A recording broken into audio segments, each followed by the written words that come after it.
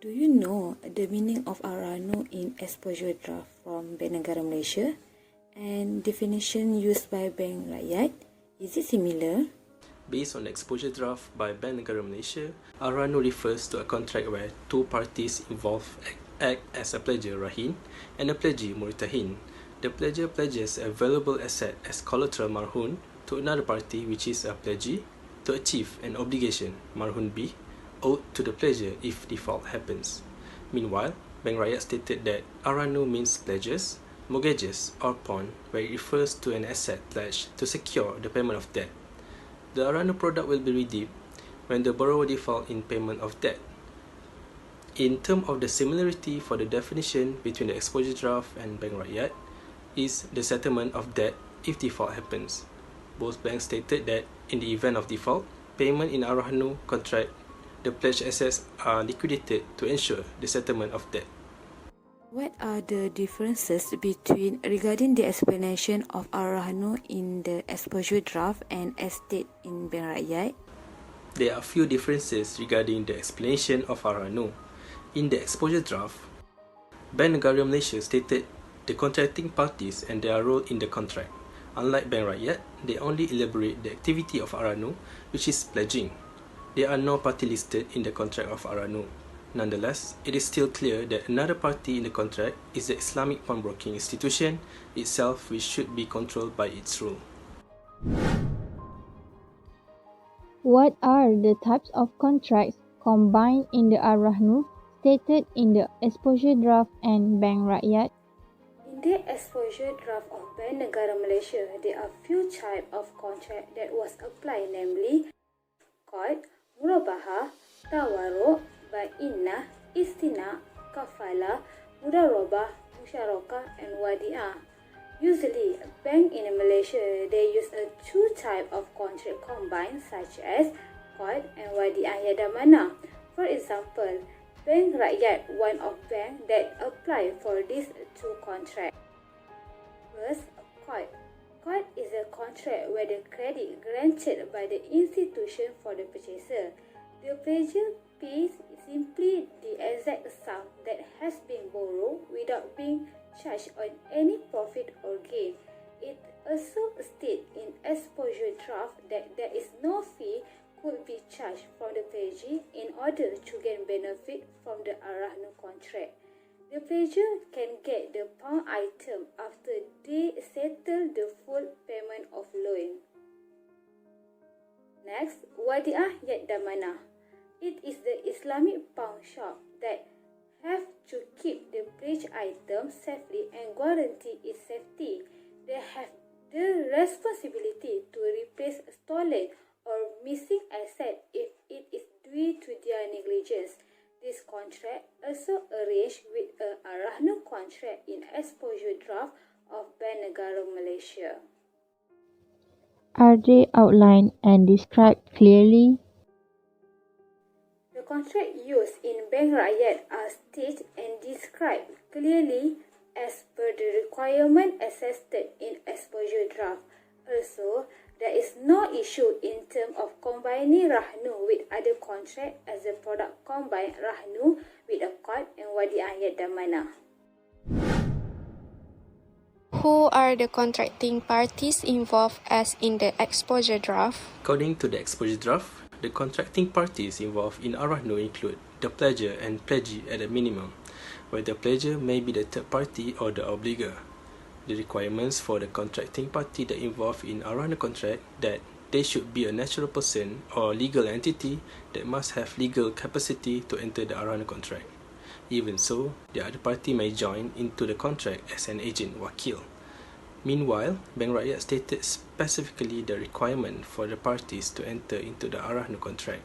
The eligibilities of the contract party are Malaysia or non-Malaysian or permanent resident, 18 years old and above, and not declared a bankrupt. What are the conditions? Is it the same in the selected institution Arrahnu products? Does the selected institution provide info on both contracting parties? Based on the observation on the contracting parties, The exposure draft stated that parties may include the third party, which the party must be a real person or legal entity. The similarity is when both banks explain the eligibility condition in terms of legal capacity requirement.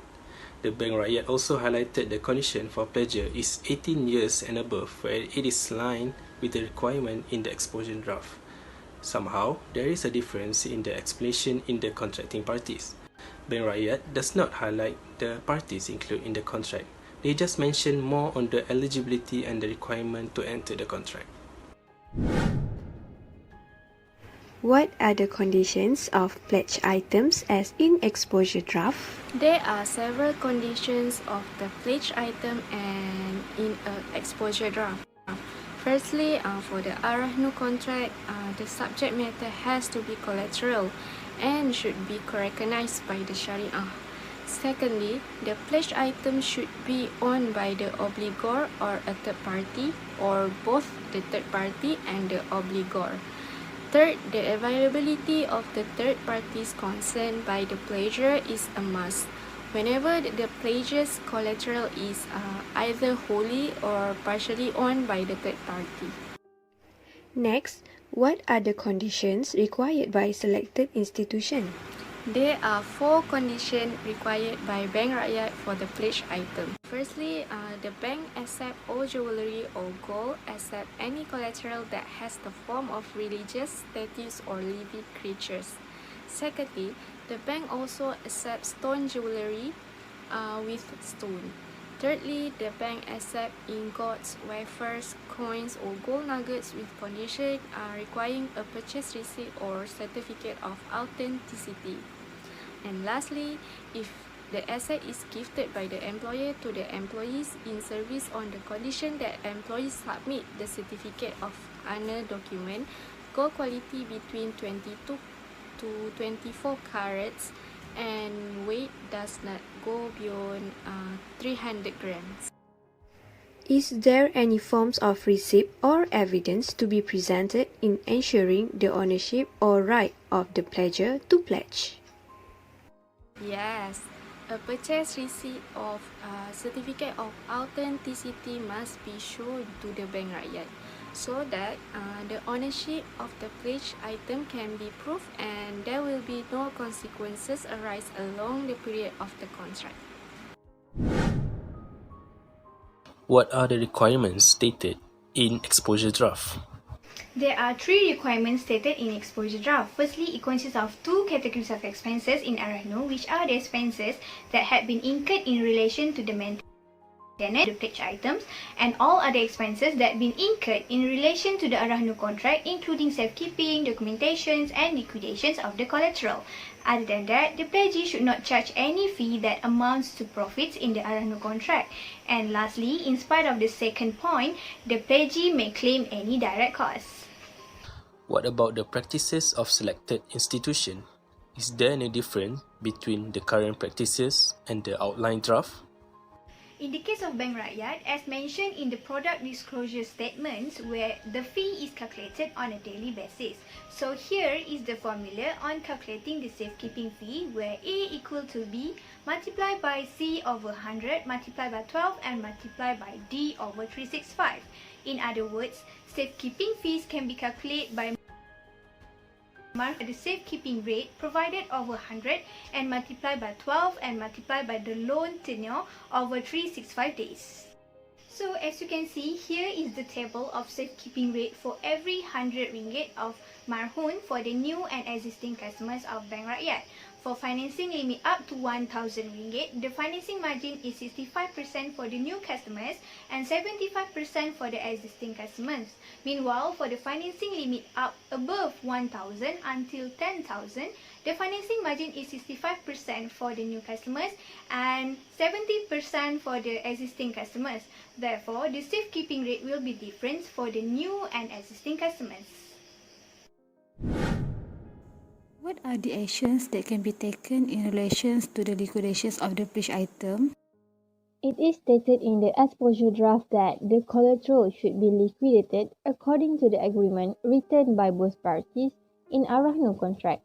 When the pledgees enter the Arrahnu contract, he must specify that the owner of the collateral appoints him, his agent, or could be the other party to undergo the liquidation process. In other words, whoever complete that liquidation process must get the approval from the owner of the collateral, and the collateral must be liquidated in whole or in part. In addition, if the collateral that is liquidated in terms of meets financial asset, there are several approaches that can be fulfilled. They are also stated in exposure draft that the pledgee can claim any profits earned in the event of the collateral liquidation in order for him to settle the debt. If the profits earned are still not enough to cover the outstanding debt, the pledgee still holds the liability to perform his obligation. It is also stated that the owner of the collateral has the right to claim any assets from the liquidation of the pledged item. What the current practice of selected institutions? Are they aligned with each other? There is no gap between the requirements in the exposure draft and the liquidation practice of pledged item by Bank Rakyat. Consequent to the Ar-Rahnu contract, pledgee is allowed to sell the pledged item if the pledgor fails to fulfill his or her obligation to pay the loan within a specific period. If there is any balance from the auction of the pledged item, it will be returned to the pledgor after deduction of safekeeping fee, the financing, and any related costs. The practice of Bank Rakyat to return the balance from the auction of pledged item is in line with the requirement under the exposure draft. The fact that the pledgor remains the ownership of the pledged item entitles the pledgor to receive any assets from the liquidation of the pledged item. What can your group conclude from the above analysis on the Arrahnu practice in the selected institutions? As a conclusion, we are able to summarize the application of Arrahnu practiced by the selected institution, which is Bank Rakyat. First, we are able to identify clearly the real definition of Arrahnu as stated in exposure draft and what are being used by Bank Rakyat. Both are giving the explanation very well and easy for us to understand and give us the brief understanding on Ar-Rahnu in Malaysia. Next, we managed to know a few types of contracts that we apply in Ar-Rahnu of Bank Rakyat. The contracts are including card and wadi'ah yad damanah. The contracts applied in Ar-Rahnu are quite familiar and relevant in Islamic Pony institution.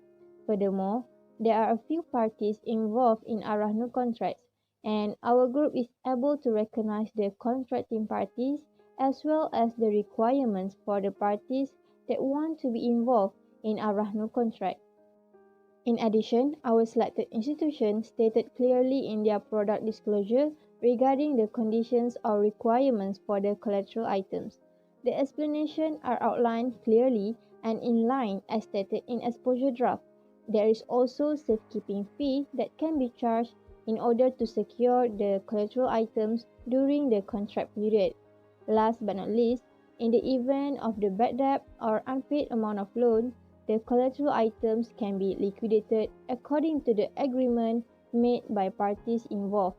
So we can conclude that the institution that we selected, which is Bank Rakyat, is running their job properly and follow the guidelines as required in exposure draft.